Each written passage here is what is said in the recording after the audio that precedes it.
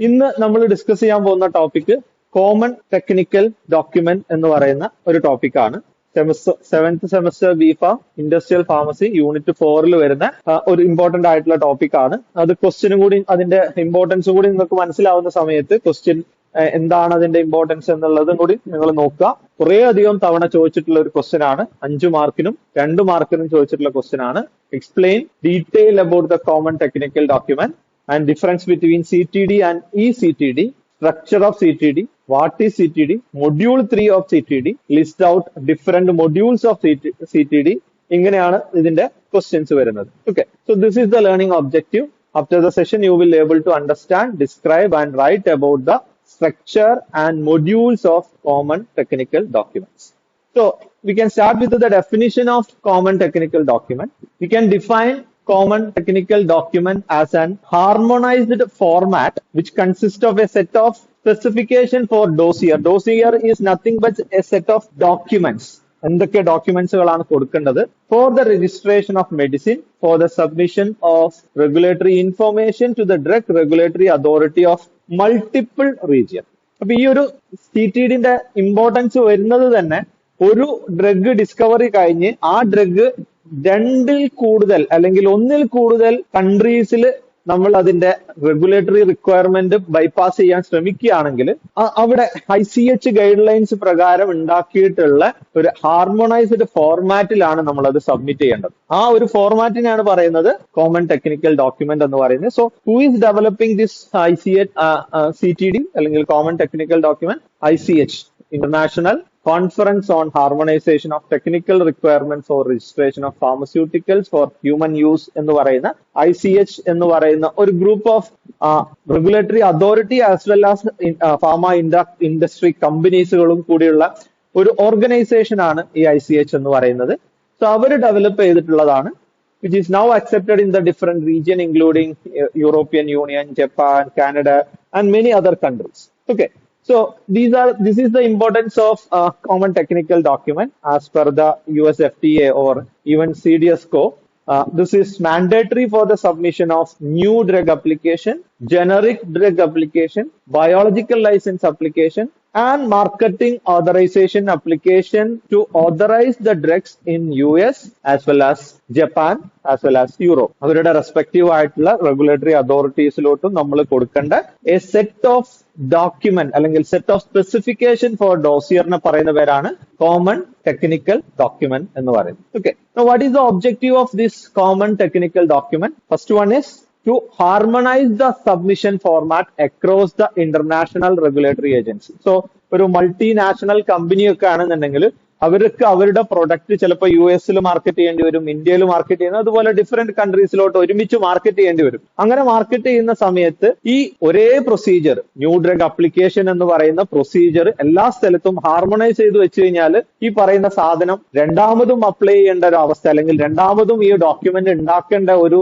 Procedure ഒക്കെ നമുക്ക് കുറക്കാൻ പറ്റും. അതാണ് ഫസ്റ്റത്തെ ഒബ്ജക്റ്റീവ് എന്ന് പറയുന്നത്. സോ അങ്ങനെ ചെയ്യുന്നത് കൊണ്ടാണ് എന്താണ് advantage? We can reduce the duplication of effort by sponsor and regulatory authority. Regulatory അതോറിറ്റിക്കും അത് എളുപ്പമാണ്. സ്പോൺസർ ആരാണോ ആ ഫാർമ ഇൻഡസ്ട്രിയുടെ ഈ പറയുന്ന കാര്യങ്ങൾ ചെയ്യുന്നത്, റെഗുലേറ്ററി അഫയർ പേഴ്സണൽസ് ആരാണോ അവർക്കും ഈ പറയുന്ന കാര്യങ്ങൾ ഡ്യൂപ്ലിക്കേറ്റ് ചെയ്യേണ്ട ആവശ്യമില്ല. US-ൽ കൊടുത്തിട്ടുള്ള അതേ ഫോർമാറ്റ് തന്നെ അടുത്ത കൺട്രീസിലെ റെഗുലേറ്ററി അതോറിറ്റീസിലോട്ട് നമുക്ക് കൊടുക്കാൻ പറ്റും. And third one is to improve the efficiency of regulatory review. Even നമ്മളൊരു ഡോക്യുമെന്റ് കൊടുത്തു കഴിഞ്ഞാലും റെഗുലേറ്ററി അതോറിറ്റിന്റെ റിവ്യൂ പ്രോസസ്സും സെയിം ആണ്. അപ്പോൾ ഓൾറെഡി US-ൽ അപ്രൂവ് ചെയ്തിട്ടുള്ള ഒരു CTD ആണ് എന്നുണ്ടെങ്കിൽ സ്വാഭാവികമായിട്ടും അടുത്ത റെഗുലേറ്ററി അതോറിറ്റിക്കും ഈ പറയുന്ന പ്രൊസീജിയർ എളുപ്പമാക്കാൻ പറ്റും, അത് എഫിഷ്യൻസി വളരെയധികം കൂട്ടാൻ പറ്റും.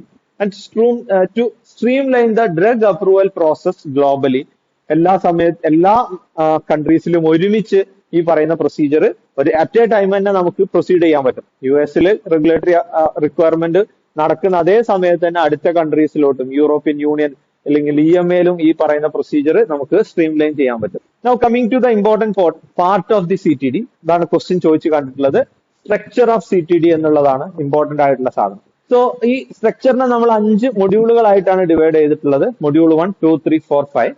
ആ മൊഡ്യൂൾ 1 എന്ന് പറയുന്നത് റീജിയോ സ്പെസിഫിക് ആണ്. അത് ഏത് റീജിയണിലാണോ അല്ലെങ്കിൽ ഏത് കൺട്രിയിലെ റെഗുലേറ്ററി അതോറിറ്റിക്കാണോ നമ്മൾ ഈ പറയുന്ന CTD സബ്മിറ്റ് ചെയ്യാൻ പോകുന്നത് അവർ പറയുന്ന സ്പെസിഫിക്കേഷൻ പ്രകാരം സബ്മിറ്റ് ചെയ്യേണ്ട മൊഡ്യൂളാണ് മൊഡ്യൂൾ 1 എന്ന് പറയുന്നത്. ബാക്കിയുള്ളതൊക്കെ കോമൺ ആണ്. ICH ഉണ്ടാക്കിയിട്ടുള്ള ഗൈഡ് ലൈൻസ് ആണ്, CTD ഫോർമാറ്റ് ആണ്, 3, 2, 3, 4, 5 അത് കോമൺ ആണ്. പക്ഷെ ഏത് കൺട്രിയിലാണോ സബ്മിറ്റ് ചെയ്യുന്നത് ആ കൺട്രിക്ക് അനുസരിച്ചിട്ടുള്ള ഫസ്റ്റ് മൊഡ്യൂൾ നമ്മൾ സെപ്പറേറ്റ് ആയിട്ട് കൊടുക്കേണ്ടതുണ്ട്. അതിൽ administrative information and prescribing information, കമ്പനിയുടെ ഡീറ്റെയിൽസുകൾ, അതുപോലെ പ്രൊഡക്റ്റിന്റെ ഡീറ്റെയിൽസുകൾ, ഇങ്ങനെ ഇതിന്റെ ഒരു ഇൻട്രൊഡക്ഷൻ ആണ്. അതിന്റെ ലീഫ്ലെറ്റ്സുകൾ, ലാബല്, ഇങ്ങനെയുള്ള കാര്യങ്ങൾ ഡീറ്റെയിൽ ആയിട്ട് ഓരോ മൊഡ്യൂളും നമ്മൾ ഡിസ്കസ് ചെയ്യും.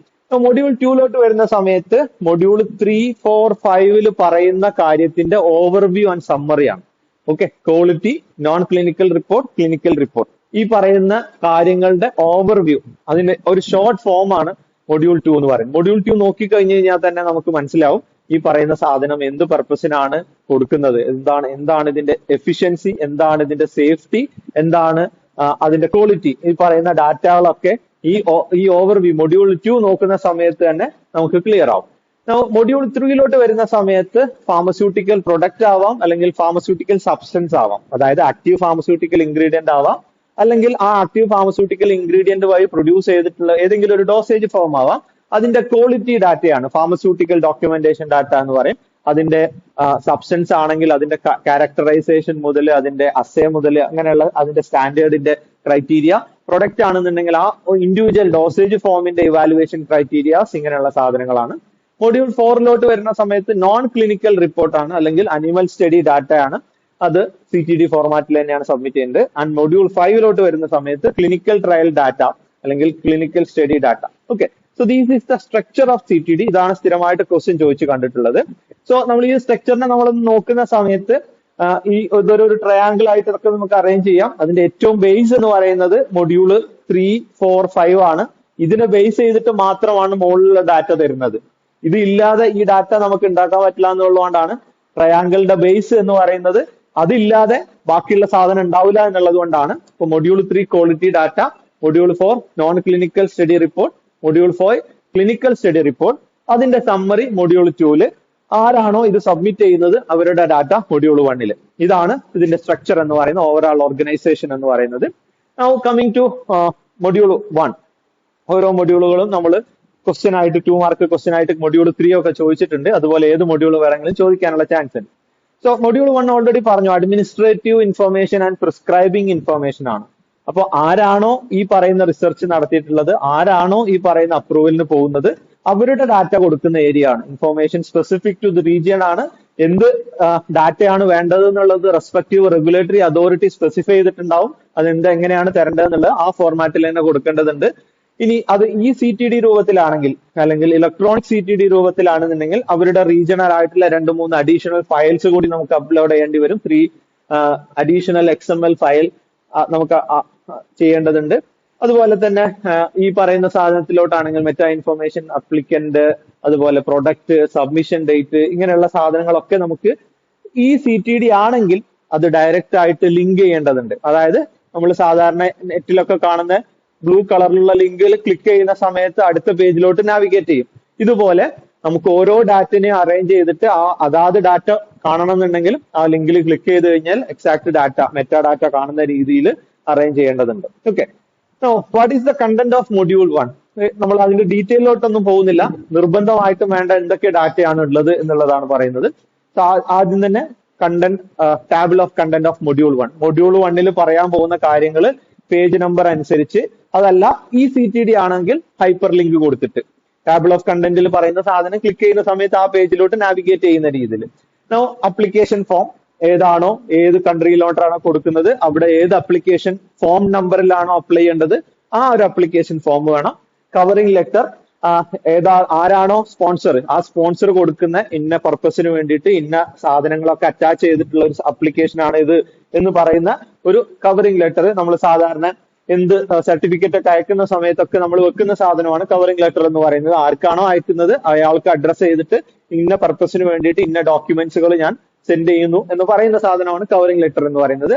ദെൻ ഇൻഫർമേഷൻ അബൌട്ട് അപ്ലിക്കന്റ്, ആരാണോ അപ്ലൈ ചെയ്യുന്നത്, ഏത് കമ്പനിയാണോ കമ്പനിയുടെ details. Then drug master file, സാധാരണഗതിയിൽ മാൻഡേറ്ററി അല്ലാത്തൊരു സാധനമാണ്, എന്നാലും ആ ഒരു സാധനം ഈ പാറ്റന്റ് അല്ലാത്ത കേസിൽ, പാറ്റന്റഡ് ആണെന്നുണ്ടെങ്കിൽ ഇത് നമ്മൾ കൊടുക്കൂല, പാറ്റന്റ് അല്ലാത്ത കേസിലാണെന്നുണ്ടെങ്കിൽ FDA പോലെയുള്ള സാധനങ്ങൾ ഡീറ്റെയിൽ ആയിട്ടുള്ള ഇൻഫർമേഷൻ കൊടുക്കും. എന്ത് ഫെസിലിറ്റിയാണ് യൂസ് ചെയ്തത്, എന്ത് മെറ്റീരിയൽസുകളാണ് യൂസ് ചെയ്തത്, ആ മാനുഫാക്ചറിങ് പ്രോസസ്സ് എന്താണ്, കംപ്ലീറ്റ് ആയിട്ടുള്ള ഒരു ഇൻഫർമേഷൻ ആണ് ആ ഒരു പ്രൊഡക്റ്റിന്റെ. ദെൻ പ്രൊഡക്റ്റ് ഇൻഫർമേഷൻ, ആ പ്രൊഡക്റ്റിന്റെ പ്രിസ്ക്രൈബിംഗ് ഇൻഫർമേഷൻ എന്താണ്, അതായത് ഒരു പ്രിസ്ക്രൈബ് ചെയ്യുന്ന ഡോക്ടർക്ക് കൊടുക്കേണ്ട ഇൻഫർമേഷൻസ് എന്തൊക്കെയാണ് എന്നുള്ളതിന്റെ data. Then label and packaging, ഏത് രീതിയിലാണ് പാക്ക് ചെയ്തിട്ടുള്ളത്, എത്ര സ്ട്രിപ്പ് ആണ്, അല്ലെങ്കിൽ ബോട്ടിലാണോ, എത്ര ml ആണ്, ഇങ്ങനെയുള്ള data. Then patient information leaflet, സാധാരണഗതിയിൽ മാർക്കറ്റ് ചെയ്യുന്ന സമയത്ത് നമ്മളെ ബോട്ടിലിന്റെ കൂടെ എന്തെങ്കിലും ലീഫ്ലെറ്റ്സ് ഒക്കെ തരുന്നുണ്ട് കസ്റ്റമേഴ്സിന് വായിക്കാൻ വേണ്ടിയിട്ട്, അങ്ങനെയുള്ള ഡാറ്റ. ദെൻ റെഗുലേറ്ററി സ്റ്റാറ്റസ്, ഇതല്ലാത്ത രീതിയിൽ വേറെ ഏതെങ്കിലും സർട്ടിഫിക്കറ്റ്സുകളൊക്കെ റീജിയണൽ ആയിട്ട് കിട്ടിയിട്ടുണ്ട് എന്നുണ്ടെങ്കിൽ, ലീഗൽ ഡോക്യുമെന്റ്സുകൾ ഉണ്ടെന്നുണ്ടെങ്കിൽ അത് കൊടുക്കേണ്ടതുണ്ട്. Then patent informations, already patent grant ചെയ്തിട്ടുള്ള സാധനമാണ് അല്ലെങ്കിൽ പാറ്റന്റ് ഇൻ പ്രോസസ്സിലാണ് എന്നുണ്ടെങ്കിൽ അതിന്റെ information. Then environmental risk assessment, നിങ്ങൾ ക്വാളിറ്റി അഷുറൻസിൽ പഠിച്ചിട്ടുണ്ടാവും, എന്ത് സാധനം ചെയ്യുന്ന സമയത്ത് എക്കോ ഫ്രണ്ട്ലി ആയിട്ടുള്ള രീതിയിലാണ് ഈ പ്രൊഡക്റ്റ് മാർക്കറ്റ് ചെയ്യുന്നത് എന്നുള്ളതിന്റെ ഡാറ്റ കൊടുക്കാൻ വേണ്ടിയിട്ടുള്ള അങ്ങനെയുള്ള ഡാറ്റാസുകൾ കൊടുക്കണം. So these are the content of module 1. Now coming to the module 2, already പറഞ്ഞു summary and overview of 3, 4, 5 മൊഡ്യൂളുകളാണ്. Quality, non clinical data and clinical data. ഇതിന്റെ ഒരു സമ്മറി മാത്രമാണ് ഇവിടെ എക്സ്പ്ലെയിൻ ചെയ്യുന്നത്. അപ്പോൾ മൊഡ്യൂൾ 3യിലുള്ള ക്വാളിറ്റിന്റെ ഡാറ്റയുടെ ഓവർവ്യൂ അല്ലെങ്കിൽ സമ്മറി ഉണ്ടാവും, നോൺ ക്ലിനിക്കൽ ഡാറ്റന്റെ സമ്മറി ഉണ്ടാവും, അതുപോലെ ക്ലിനിക്കൽ ഡാറ്റന്റെ സമ്മറി ഉണ്ടാവും. നോൺ ക്ലിനിക്കൽ ഡാറ്റ വഴി നമുക്ക് കിട്ടുന്ന സേഫ്റ്റി എത്രത്തോളം ഉണ്ട് എന്ന് സ്പെസിഫൈ ചെയ്യുന്ന രീതിയിൽ തന്നെയുള്ള സമ്മറി ആയിരിക്കണം. അതായത് ആ ഒരു പ്രൊഡക്റ്റ് പ്രീ ക്ലിനിക്കൽ സ്റ്റഡി നടത്തിയതിന്റെ ഭാഗമായിട്ട് സേഫ്റ്റി പ്രൂവ് ചെയ്തിട്ടുണ്ട് എന്നുള്ളത്, സൈഡ് എഫക്ട് ഇല്ല, സേഫ്റ്റി പ്രൂവ് ചെയ്തിട്ടുണ്ട് എന്നുള്ള പോയിന്റ് ഹൈലൈറ്റ് ചെയ്യുന്ന രീതിയിലായിരിക്കണം സമ്മറി ഉണ്ടാവേണ്ടത്. ക്ലിനിക്കൽ ഡാറ്റയിലോട്ട് വരുന്ന സമയത്ത് ക്ലിനിക്കൽ ട്രയൽ കഴിഞ്ഞതിന് ശേഷം ഈ ഡ്രഗ് പ്ലാസിബോനെ വെച്ച് കമ്പയർ ചെയ്യുന്ന സമയത്ത് എഫിഷ്യൻസി ഉണ്ട് എന്നുള്ള ഡാറ്റ പ്രൂവ് ചെയ്യുന്ന ഡോക്യുമെന്റ്സുകൾ അല്ലെങ്കിൽ അങ്ങനെയുള്ള സമ്മറീസുകളാണ് ഇൻക്ലൂഡ് ചെയ്യേണ്ടത്. Okay, now coming to the content of module 2. So table of content of module 2 to 5, അതിനുശേഷമുള്ള എല്ലാ മൊഡ്യൂളിന്റെയും ടേബിൾ ഓഫ് കണ്ടന്റ് ഇൻക്ലൂഡ് ചെയ്യണം. CTയുടെ ഒരു ഇൻട്രൊഡക്ഷൻ കൊടുക്കണം. ദെൻ ക്വാളിറ്റി ഓവറാൾ സമ്മറി കൊടുക്കണം. Non clinical overview, clinical overview, അതിൽ നോൺ ക്ലിനിക്കൽ സമ്മറിയിൽ തന്നെ written summary and tabulated summary, crispy ആയിട്ടുള്ള പോയിന്റുകൾ മാത്രം. ഇതെല്ലാം ഡീറ്റെയിൽ ആയിട്ട് മൊഡ്യൂൾ 3, 4, 5 എക്സ്പ്ലെയിൻ ചെയ്യുന്നുണ്ട്. എന്താണോ ഹൈലൈറ്റ് ചെയ്യാൻ ഉദ്ദേശിക്കുന്നത്, ഈ പറയുന്ന പ്രൊഡക്റ്റിന് എന്താണോ നമ്മൾ ഹൈലൈറ്റ് ചെയ്യാൻ ഉദ്ദേശിക്കുന്നത്, ആ ഡാറ്റ മാത്രം കൊടുക്കുക എന്നുള്ളതാണ് ഈ മൊഡ്യൂൾ കൊണ്ട് ഉദ്ദേശിക്കുന്നത്. ക്ലിനിക്കൽ സമ്മറിയിലോട്ട് വരുന്ന സമയത്ത് biopharmaceutical studies and associated analytical മെത്തേഡിന്റെ summary, summary of clinical pharmacological studies, summary of clinical efficiency, summary of clinical safety and synopsis for individual studies. ഇപ്പോൾ ഈ ഒരു സമയത്താണ് നമ്മൾ ക്ലിനിക്കൽ ട്രയൽ പ്രോട്ടോകോൾ അല്ലെങ്കിൽ സിനോപ്സിസ് എന്നൊക്കെ പറഞ്ഞ് ഓൾറെഡി അപ്രൂവലിന് വേണ്ടിയിട്ട് കൊടുക്കുന്ന സാധനങ്ങളൊക്കെ കൊടുക്കുന്നത്. എത്തിക്കൽ കമ്മിറ്റിക്ക് ഞങ്ങൾ ഇന്ന രീതിയിലാണ് ക്ലിനിക്കൽ ട്രയൽ നടത്താൻ പോകുന്നത്, ഓരോ ഇൻഡിവിജ്വലും ഓരോ പർപ്പസിന് വേണ്ടിയിട്ടാണ് അല്ലെങ്കിൽ ഓരോ പ്രൊഡക്റ്റിലും ഓരോ രീതിയിലായിരിക്കും ഞങ്ങൾ ക്ലിനിക്കൽ ട്രയൽ നടത്തുന്നത് എന്ന് എക്സ്പ്ലെയിൻ ചെയ്യുന്ന അല്ലെങ്കിൽ അതിന്റെ മെത്തഡോളജി ഇൻക്ലൂഡ് ചെയ്തിട്ടുള്ള ഒരു ഡോക്യുമെന്റ് ആയിരിക്കും സിനോപ്സിസ് ഓഫ് ഇൻഡിവിജ്വൽ സ്റ്റഡീസ് എന്ന് പറയുന്നത്. Okay, now coming to the module 3, quality അല്ലെങ്കിൽ ഫാർമസ്യൂട്ടിക്കൽ ഡോക്യുമെന്റേഷൻ. അപ്പോ ഇവിടെ pharmaceutical substance as well as pharmaceutical product, നമ്മൾ ആക്റ്റീവ് ഫാർമസ്യൂട്ടിക്കൽ ഇൻഗ്രീഡിയന്റ് എന്താണോ എടുത്തിട്ടുള്ളത് അതിന്റെ കുറെ ഡാറ്റ കൊടുക്കേണ്ടതുണ്ട്. നമ്മൾ ഫൈനൽ ഡോസേജ് ഫോം അല്ലെങ്കിൽ പ്രൊഡക്റ്റ് എന്താണ് അതിന്റെ ഡാറ്റ കൊടുക്കേണ്ടതുണ്ട്. Which include the chemistry, manufacturing and control of drug or biological substance as well as drug product. ഇപ്പോൾ ഈ ഒരു ഡാറ്റ വെച്ചിട്ടാണ് ഒരു റെഗുലേറ്ററി അതോറിറ്റി അവരുടെ ക്വാളിറ്റി ആൻഡ് കൺസിസ്റ്റൻസി ഇവാലുവേറ്റ് ചെയ്യാൻ പോകുന്നത്. ആ ക്വാളിറ്റി കൺസിസ്റ്റന്റ് ആയിട്ട് കിട്ടും എന്നുള്ളത് പ്രൂവ് ചെയ്യേണ്ട ഒരു മൊഡ്യൂളാണ് ഈ പറയുന്ന മൊഡ്യൂൾ 3 എന്ന് പറയുന്നത്. അപ്പൊ ഇത് സബ്മിറ്റ് ചെയ്യേണ്ടത് ICHന്റെ M4Q എന്ന് പറയുന്ന ഗൈഡ് ലൈൻസ് പ്രകാരമാണ്. മൊഡ്യൂൾ 3യിൽ പറയുന്ന സംഗതികളൊക്കെ നമ്മൾ സബ്മിറ്റ് ചെയ്യേണ്ടത് ICHന്റെ M4Q എന്ന് പറയുന്ന ഗൈഡ് ലൈൻസ് പ്രകാരമാണ് നമ്മൾ പറയേണ്ടത്. ഇതെല്ലാം ക്വാളിറ്റി അഷുറൻസിൽ നിങ്ങൾ പഠിച്ചിട്ടുണ്ടാകുന്നതായിരിക്കുന്നു. ICH ഗൈഡ് ലൈൻസ് എന്താണ് എന്നുള്ളത് സീരീസ് ഓഫ് ഗൈഡ് ലൈൻസുകൾ പറഞ്ഞിട്ടുണ്ട്. അതിലുള്ള M4Q എന്ന് പറയുന്ന ഗൈഡ് ലൈൻസുകളാണ് നമ്മൾ ഈ മൊഡ്യൂൾ 3 സബ്മിറ്റ് ചെയ്യാൻ വേണ്ടിയിട്ട് യൂസ് ചെയ്യുന്നത്. ഇതാണ് ഇതിന്റെ കണ്ടന്റ് എന്ന് പറയുന്നത്. മൊഡ്യൂൾ 3ന്റെ content table of content include ചെയ്യണം. Then body of data that containing drug substance as well as drug product. ഇപ്പോൾ ഡ്രഗ് സബ്സ്റ്റൻസിന്റെ ജനറൽ ഇൻഫർമേഷൻ, അതിന്റെ IUPAC നെയിം അല്ലെങ്കിൽ ജനറിക് നെയിംസുകൾ, സിനോണിംസുകൾ ഉണ്ടെങ്കിൽ അത്, അതിന്റെ ബാക്കിയുള്ള മെൽറ്റിംഗ് പോയിന്റ്, മോളിക്കുലാർ വെയിറ്റ്, അങ്ങനെയുള്ള ഡാറ്റ. ദെൻ മാനുഫാക്ചറിങ്, ഈ ആക്റ്റീവ് ഫാർമസ്യൂട്ടിക്കൽ ഇൻഗ്രീഡിയന്റിന്റെ മാനുഫാക്ചറിങ് പ്രോസസ്സ് അവർ സ്വന്തമായിട്ട് മാനുഫാക്ചർ ചെയ്യുന്ന ഫാർമ ഇൻഡസ്ട്രി എന്ന് പറയുന്ന സമയത്ത് ടാബ്ലറ്റ് മാത്രം ഉണ്ടാക്കുന്ന സാധനം മാത്രമല്ല, ആക്റ്റീവ് ഫാർമസ്യൂട്ടിക്കൽ ഇൻഗ്രീഡിയൻസ് എന്ന് പറയുന്ന ഈ സബ്സ്റ്റൻസിന്റെ മാനുഫാക്ചറിങ് നടക്കുന്ന സാധനങ്ങളും ഉണ്ട്. അപ്പൊ അതിന്റെ മാനുഫാക്ചറിങ് പ്രോസസ്സ് എങ്ങനെയാണ്, ആ കിട്ടിയിട്ടുള്ള ആ സബ്സ്റ്റൻസ് APIന്റെ ക്യാരക്ടറൈസേഷൻ എന്തിനെ വെച്ചിട്ടാണ് നമ്മൾ അതിനെ സ്റ്റാൻഡർഡൈസ് ചെയ്തത്, അതിന്റെ ക്വാളിറ്റി മെഷർ ചെയ്തത്, കൺട്രോൾ ഓഫ് ഡ്രഗ് സബ്സ്റ്റൻസ്, നമ്മളെ റെഫറൻസ് സബ്സ്റ്റൻസുമായിട്ട് നമ്മൾ എത്രത്തോളം അടുത്താണ് നിൽക്കുന്നത്, റെഫറൻസ് സ്റ്റാൻഡേർഡ് എന്ത് വെച്ചിട്ടാണ് നമ്മൾ റെഫറൻസ് സ്റ്റാൻഡേർഡ് ആയിട്ട് എടുത്തത്, അതിനെ വെച്ചിട്ടാണ് നമ്മൾ കൺട്രോൾ ചെയ്തത്, അതിനെങ്ങനെയാണ് സ്റ്റോർ ചെയ്യാൻ ഉദ്ദേശിക്കുന്നത്, അതിന്റെ കണ്ടെയ്നർ ആൻഡ് ക്ലോഷർ സിസ്റ്റത്തിന്റെ ഡീറ്റെയിൽസുകൾ, stability data which may ICH guideline പ്രകാരം നടന്നിട്ടുള്ള stability datas.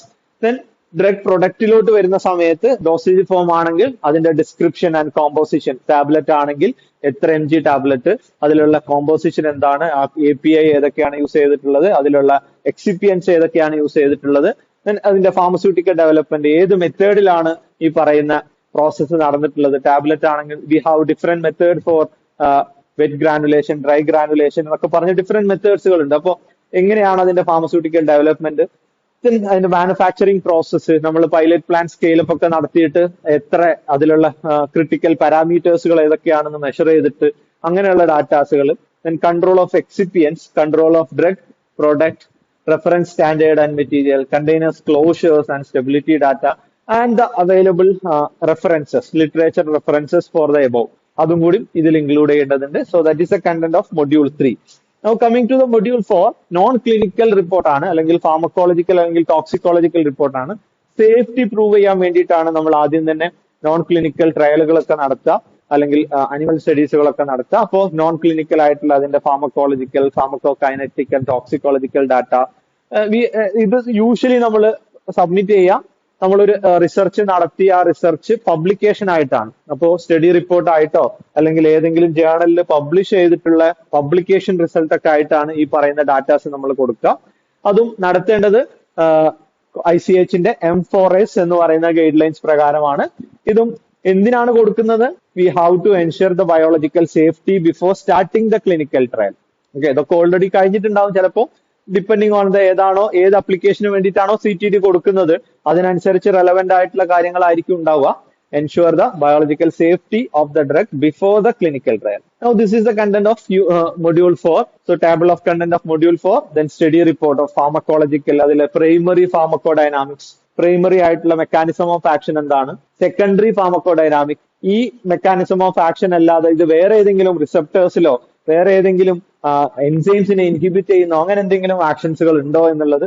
Then safety pharmacology എത്രത്തോളം സേഫ് ആണ്, അപ്പോൾ minimum effective concentration, maximum safe concentration, therapeutic window, ഇങ്ങനെയുള്ള ഡീറ്റെയിൽസുകളൊക്കെ ഉണ്ടാവണം. ദെൻ ഫാർമക്കോഡൈനാമിക് ഡ്രഗ് ഇന്ററാക്ഷൻ, ഇപ്പോൾ പ്രൈമറി ആൻഡ് സെക്കൻഡറി മെക്കാനിസംസുകളൊക്കെ ചിലപ്പോൾ പല ഡ്രഗ്സിനും ഉണ്ടാവും. പല സാധനങ്ങളും ഒരു പ്രൈമറി ഫാർമക്കോളജിക്കൽ ആക്ഷൻ ഉണ്ടാക്കുന്നതിന്റെ കൂടെ ഒരു സെക്കൻഡറി ഫാർമക്കോളജിക്കൽ ആക്ഷൻസ് കൂടി ഉണ്ടാക്കുന്നുണ്ടാവും. അപ്പൊ ഇതിന്റെ കൂടെ എന്തെങ്കിലും രീതിയിലുള്ള ഡ്രഗ് ഇന്ററാക്ഷൻസുകൾ ഉണ്ടാവുന്നുണ്ടോ, ഒരു ആക്ഷൻ വേറൊരു ആക്ഷന്റെ ഒന്നില്ലെങ്കിൽ അത് പൊട്ടൻഷിയേറ്റ് ചെയ്യുന്നതായിരിക്കാം അല്ലെങ്കിൽ ആന്റഗോണൈസ് ചെയ്യുന്നതായിരിക്കാം. ഇങ്ങനെ എന്തെങ്കിലും ആക്ഷൻസ് ഉണ്ടാവും. ഒന്ന് ആക്ഷൻ കുറക്കുന്നതോ അല്ലെങ്കിൽ കൂട്ടുന്നതോ ആയിട്ടുള്ള ആക്ഷൻസുകൾ ഉണ്ടാവും. ദെൻ ഫാർമക്കോകൈനറ്റിക് ആയിട്ടുള്ള ഡാറ്റ, അതിൽ analytical method and validation reports. അപ്പോൾ അത് ഇൻസ്ട്രുമെന്റ് യൂസ് ചെയ്തിട്ട് ചെയ്യുന്ന സാധനങ്ങളാണ് അനലിറ്റിക്കൽ മെത്തേഡ്സ് എന്നൊക്കെ പറയുന്നത്. ദെൻ അതിന്റെ absorption, distribution, metabolism, excretion and pharmacodynamic drug interactions. ഇപ്പോൾ പലപ്പോഴും കോമ്പിനേഷൻ ഓഫ് ഡ്രഗ്സിന്റെ പ്രൊഡക്ട്സുകളൊക്കെ ഉണ്ടാക്കുന്ന സമയത്ത് ചില ഡ്രഗ്സുകൾ ഈ ഫാർമക്കോകൈനറ്റിക് ആയിട്ടുള്ള പല പാരാമീറ്റേഴ്സിനെയും കൂട്ടുന്നതോ കുറക്കുന്നതോ ഒക്കെ ആയിരിക്കാം. ചില ഡ്രഗ്സുകൾ GITയുടെ മൂവ്മെന്റ് കൂട്ടുന്ന ഡ്രഗ്സുകൾ ഉണ്ടാവും, കുറക്കുന്ന ഡ്രഗ്സുകൾ ഉണ്ടാവും. ഇതിനനുസരിച്ച് ഇതിന്റെ കൂടെ കൊടുക്കുന്ന ഡ്രഗിന്റെ അബ്സോർപ്ഷൻ കൂടാനോ കുറയാനോ ഉള്ള ചാൻസസുകൾ ഉണ്ട്. അതുപോലെ തന്നെ മെറ്റബോളിസം നടക്കുന്ന സമയത്ത് ഇതിൽ യൂസ് ചെയ്യുന്ന രണ്ടാമത്തെ ഡ്രഗ് ചിലപ്പോൾ ആദ്യത്തെ ഡ്രഗിന്റെ മെറ്റബോളിസത്തിനെ ഹെൽപ്പ് ചെയ്യുന്ന എൻസൈമിനെ ഇൻഹിബിറ്റ് ചെയ്യുന്നതോ അല്ലെങ്കിൽ എൻഹാൻസ് ചെയ്യുന്നതോ ആയിരിക്കാം. Enzyme inducers and enzyme inhibitors, ഇതൊക്കെ കോമ്പിനേഷൻ ആയിട്ട് കൊടുക്കുന്ന സമയത്ത് പലപ്പോഴും പല രീതിയിലുള്ള എഫക്റ്റുകളാണ് ഉണ്ടാവുക. ചിലപ്പോ ഒന്നാമത്തെ ഡ്രഗ് രണ്ടാമത്തെ ഡ്രഗിന്റെ മെറ്റബോളിസം ഫാസ്റ്റൻ ചെയ്യും. മെറ്റബോളിസം ഫാസ്റ്റൻ ചെയ്യുന്ന സമയത്ത് ബോഡിയിൽ നിന്ന് അത് പെട്ടെന്ന് എക്സ്ക്രീറ്റ് ചെയ്തു പോകും. അപ്പോൾ ആ ഡ്രഗിന്റെ ആക്ഷൻ കുറയാനുള്ള ചാൻസസുകൾ ഉണ്ട്. ചിലപ്പോൾ നേരെ തിരിച്ചായിരിക്കാം. അപ്പൊ മെറ്റബോളിസം എന്ത് പർപ്പസിന് വേണ്ടിയിട്ടാണോ നടക്കുന്നത്, മെറ്റബോളിസം 3 പർപ്പസിന് വേണ്ടിയിട്ടാണ് യൂഷ്വലി നടക്കുക. ബോഡിയിൽ മെറ്റബോളിസം നടക്കുന്നത്, ചില ഡ്രഗ്സുകൾ ഇനാക്റ്റീവ് ആക്കാൻ വേണ്ടി, ചില ഡ്രഗ്സുകൾ ആക്റ്റീവ് ആക്കാൻ വേണ്ടിയിട്ട്, ചില ഡ്രഗ്സുകൾ അതിന്റെ സിമിലർ ആയിട്ടുള്ള മെറ്റബോളൈറ്റ്സുകളാക്കി മാറ്റാൻ വേണ്ടിയിട്ട്. അപ്പോ മെറ്റബോളിസം നടക്കുന്നത് ഇനാക്റ്റീവ് ആക്കാൻ വേണ്ടിയിട്ട്, എക്സ്ക്രീഷന് വേണ്ടിയിട്ടാണെങ്കിൽ എൻസൈം ഇൻഹിബിഷൻ നടന്നു കഴിഞ്ഞാൽ എന്ത് സംഭവിക്കും? ഈ ഡ്രഗ്സ് കൂടുതൽ സമയം ബോഡിയിൽ നിൽക്കും, അതിന്റെ ടോക്സിസിറ്റി കാണിക്കാൻ തുടങ്ങും. നേരെ തിരിച്ചാണെങ്കിലോ പെട്ടെന്ന് മെറ്റബോളിസം നടക്കും, ബോഡിയിൽ നിന്ന് പെട്ടെന്ന് എക്സ്ക്രീറ്റ് ചെയ്യും, ഡ്രഗിന്റെ എഫക്ട് കിട്ടാത്ത പ്രശ്നം വരും. അപ്പൊ ഇതുപോലെയുള്ള എഫക്ട്സുകളൊക്കെ അതിൽ നമ്മൾ ഇൻക്ലൂഡ് ചെയ്യേണ്ടതുണ്ട്. Then toxicological data, single dose toxicity, repeat dose toxicity, genotoxicity, carcinogenicity, reproductive and developmental toxicity, local tolerance and other toxicity studies. ഇപ്പൊ നമ്മൾ ഓൾറെഡി എന്താണ് നോൺ ക്ലിനിക്കൽ ഡ്രഗ് ഡെവലപ്മെന്റ് എന്ന് ഡിസ്കസ് ചെയ്തിട്ടുണ്ടായിരുന്നു. ആ സമയത്ത് ഇത് എന്താണ് പ്രൈമറി ഫാർമക്കോഡൈനാമിക്സ്, എന്താണ് സെക്കൻഡറി ഫാർമക്കോഡൈനാമിക്സ് എന്നൊക്കെ എക്സ്പ്ലെയിൻ ചെയ്തിട്ടുണ്ട്. അപ്പൊ അങ്ങനെയുള്ള ഡാറ്റാസുകളാണ് മൊഡ്യൂൾ 4 ഇൻക്ലൂഡ് ചെയ്യുന്നത്. And last one module 5. Module 5 എന്ന് പറയുന്ന സമയത്ത് ക്ലിനിക്കൽ ട്രയൽ റിപ്പോർട്ടുകളാണ്. അപ്പോൾ ക്ലിനിക്കൽ ഇവാലുവേഷൻ ഓഫ് ഡ്രഗ് അല്ലെങ്കിൽ ബയോളജിക്കൽ പ്രൊഡക്റ്റ് ആണ്. അതിന്റെ ഡാറ്റയാണ് സാധാരണഗതിയിൽ നമ്മൾ കൊടുക്കേണ്ടത്. അപ്പോ ICH M4E എന്ന് പറയുന്ന ഗൈഡ് ലൈൻ പ്രകാരമാണ് അതിന്റെ അക്സെപ്റ്റബിൾ സേഫ്റ്റി പ്രൊഫൈലും തെറാപ്യൂട്ടിക് എഫക്റ്റീവ്നെസ് ഒക്കെ പ്രൂവ് ചെയ്യുന്ന ഡാറ്റാസുകളാണ് നമ്മൾ ഇതിൽ ഇൻക്ലൂഡ് ചെയ്യേണ്ടത്.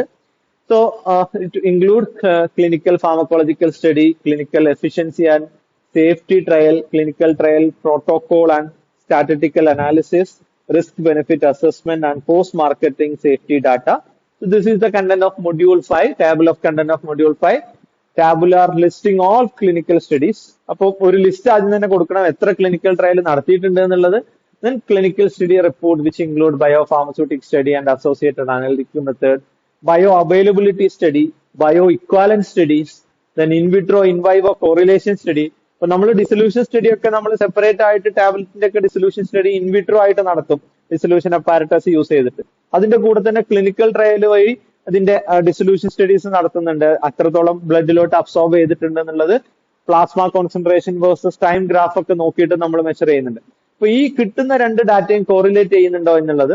Then report of bio analytical and analytical method, report of study pertaining to the pharmacokinetics using human biomaterials, report of human pharmacokinetic study, report of human pharmacodynamic study, report of efficiency as well as safety study which include the study report of controlled clinical study, study report of uncontrolled clinical study, report of analysis of data from more than one study. ഇപ്പൊ ഇത്രയും ഡാറ്റാസുകളാണ് നമ്മൾ module 5 include ചെയ്യേണ്ടത്. ഇത് എന്തുകൊണ്ടാണ് ഇത്രയും detail ആയിട്ട് പറയുന്നത് വെച്ച് കഴിഞ്ഞാൽ ഇൻഡിവിജ്വൽ മൊഡ്യൂളുകൾ ക്വസ്റ്റ്യൻ ആയിട്ട് വരുന്ന സമയത്ത് വെറുതെ ഹെഡിങ് മാത്രം എഴുതി വെച്ചാൽ പോരാ. മൊഡ്യൂൾ 5 ഇൻക്ലൂഡിംഗ് ക്ലിനിക്കൽ ട്രയലിന് വേണ്ടി മാത്രമാണ് എന്ന് പറഞ്ഞിട്ട് എഴുതി വെച്ചാൽ പോരാ. അപ്പോ എന്തൊക്കെയാണ് ആ മൊഡ്യൂളിലുള്ള കണ്ടന്റ് എന്നുള്ളത് നിർബന്ധമായിട്ടും എഴുതണം. അതിന് വേണ്ടിയിട്ടാണ് ഇത്രയും ഡീറ്റെയിൽ ആയിട്ട് ഓരോ മൊഡ്യൂളുകളും നമ്മൾ എക്സ്പ്ലെയിൻ ചെയ്യുന്നത്. ഓക്കെ, ഇനി നമ്മളൊരു ക്വസ്റ്റ്യൻ കൂടി കണ്ടു, ഈ CTD ആൻഡ് ECTD എന്ന് പറഞ്ഞിട്ടൊരു ക്വസ്റ്റ്യൻ കണ്ടിട്ടുണ്ടായിരുന്നു. സോ ECTD എന്ന് പറഞ്ഞു കഴിഞ്ഞാൽ എന്താണോ common technical document hard copy ആയിട്ട് കൊടുക്കുന്നത് അതിന്റെ ഇലക്ട്രോണിക് വേർഷൻ ആണ്. സെയിം മൊഡ്യൂളുകളാണ് വരുന്നത്, നമ്മൾ അത് ഇലക്ട്രോണിക് ആയിട്ട് നേരിട്ട് വെബ്സൈറ്റിലോട്ട് അപ്ലോഡ് ചെയ്യുന്ന രീതിയിലാണ് അപ്ലൈ ചെയ്യുന്നുണ്ടെങ്കിൽ അതിനെ പറയുന്നതാണ് ECTD എന്ന് പറയുന്നത്. ECTD is a standard format for submitting application, amendment, supplements and report to the regulatory agency electronically. So that is the ICH guidelines of ECTD. So it is an internationally accepted regulatory submission format that standardizes the structure and electronic transmission of data required for the drug registration, and it is the digital counterpart of the common technical document and which is widely adopted by regulatory agency across the globe, which will enable the digital submission and review. That is the important thing. ഇത് കൊടുക്കുന്നത് തന്നെ എന്തിനാ, നമ്മൾ time കുറക്കാൻ വേണ്ടി, paper കുറക്കാൻ വേണ്ടിയിട്ട്. ഈ ഡാറ്റ ഇലക്ട്രോണിക് ആയി കഴിഞ്ഞ് കഴിഞ്ഞാൽ ഇത് റിവ്യൂ ചെയ്യേണ്ട ആൾക്കാർ മീറ്റിംഗ് കൂടേണ്ട ആവശ്യമൊന്നുമില്ല. അവർക്ക് ഇൻഡിവിജ്വൽ ആയിട്ട് ഈ ഡാറ്റ ആക്സസ് ചെയ്യാൻ പറ്റും, അവർക്ക് അത് റിവ്യൂ നടത്താൻ പറ്റും. അങ്ങനെയുള്ള കുറച്ച് കാര്യങ്ങൾ എളുപ്പമാക്കാൻ വേണ്ടിയിട്ടാണ്. ഓക്കെ, ഓൾറെഡി ഈ CTD മാൻഡേറ്ററി ആയിട്ടുള്ള കുറെ അധികം റെഗുലേറ്ററി അതോറിറ്റീസുകളൊക്കെ ഉണ്ട്, ലൈക്ക് US FDA, EMA, അതുപോലെ തന്നെ ഹെൽത്ത് കാനഡ, ജപ്പാൻ PMDA, ഓസ്ട്രേലിയയുടെ TGA. ഇന്ത്യ ഇതിലോട്ട് പ്രോഗ്രസീവ് ആയിട്ട് വന്നുകൊണ്ടിരിക്കുകയാണ്, കംപ്ലീറ്റ് ഡിജിറ്റലൈസ് ആയിട്ടില്ല, ഇപ്പോൾ നടന്നുകൊണ്ടിരിക്കുന്നതാണ്. So these are the advantages of ECTD when compared with the common technical document. അല്ലെങ്കിൽ ഹാർഡ് കോപ്പി കൊടുക്കുന്ന സമയത്ത് യൂണിഫോം ആയിട്ടുള്ള ഫോർമാറ്റ് ആണ്, ഇലക്ട്രോണിക് ആയിട്ട് റിവ്യൂ ഓപ്ഷൻസുകളും, അതുകൊണ്ട് തന്നെ പേപ്പർ യൂസ് നമുക്ക് കുറക്കാൻ പറ്റും, അത്രയും എക്കണോമിക്കലി അല്ലെങ്കിൽ എൻവിറോൺമെന്റൽ ഫ്രണ്ട്ലി ആക്കാൻ പറ്റും. facilitate faster communication and data life cycle management, efficient tracking, updating and review. അപ്പൊ പേപ്പറിലാണ് കൊടുക്കുന്നതെന്നുണ്ടെങ്കിൽ സ്വാഭാവികമായിട്ടും ഇത് നമ്മൾ ഒരു അടുത്തൊരു കമ്മ്യൂണിക്കേഷൻ നമ്മൾ സ്പീഡപ്പ് ചെയ്ത് നമ്മൾ അത് ചോദിച്ച് എവിടെ എത്തിയിട്ടുണ്ട്, ഏത് സ്ഥലത്താണ്, റിവ്യൂ പ്രോസസ്സിലാണോ, ഇനി എന്താ അടുത്ത സ്റ്റെപ്പ് എന്നൊക്കെ നമുക്കിങ്ങനെ കണ്ടിന്യൂസ് കമ്മ്യൂണിക്കേഷൻ ആവശ്യമാണ്. ഇത് ഇലക്ട്രോണിക്കലി തന്നെ നമുക്ക് അതിന്റെ അപ്ഡേറ്റ്സുകൾ കിട്ടിക്കൊണ്ടിരിക്കും, ഇത് ഇന്ന സ്റ്റേജിലാണ് എന്നുള്ള രീതിയിൽ. Then global harmonization of drug development and registration. These are the advantages of eCTD. Now, what are the technical features when compared with the hard copy അല്ലെങ്കിൽ പേപ്പറിനായിട്ട് കമ്പയർ ചെയ്യുന്ന സമയത്ത് XML ബാക്ക് ബോണുകളായിട്ടാണ് ഇത് യൂസ് ചെയ്യുന്നത്. XML ബാക്ക് ബോൺ എന്ന് പറഞ്ഞു കഴിഞ്ഞാൽ നമ്മൾ upload ചെയ്യുന്ന എന്ത് സാധനവും അതിന്റെ മെറ്റാ ഡാറ്റ ആക്സസ് ചെയ്യാൻ പറ്റുന്ന രീതിയിലായിരിക്കണം ഈ സാധനം കൊടുക്കേണ്ടത്. നമുക്ക് ലിങ്കുകൾ, ഹൈപ്പർ ലിങ്കുകളായിട്ടാണ് കൊടുക്കേണ്ടത്. അതിന്റെ ഫർദർ അതിന്റെ ഡോക്യുമെന്റുകളും അതിന്റെ മെറ്റാ ഡാറ്റേസുകളും ഒക്കെ നമുക്ക് ഡയറക്റ്റ് ആയിട്ട് ആ ലിങ്കിൽ തന്നെ ആക്സസ് ചെയ്യാൻ പറ്റുന്ന രീതിയിലായിരിക്കണം ഇതിന്റെ കൊടുക്കേണ്ടത്. Now, granularity, രണ്ടാമത്തെ ഫീച്ചർ എന്ന് പറയുന്നത് which refer how document are broken down into individual file.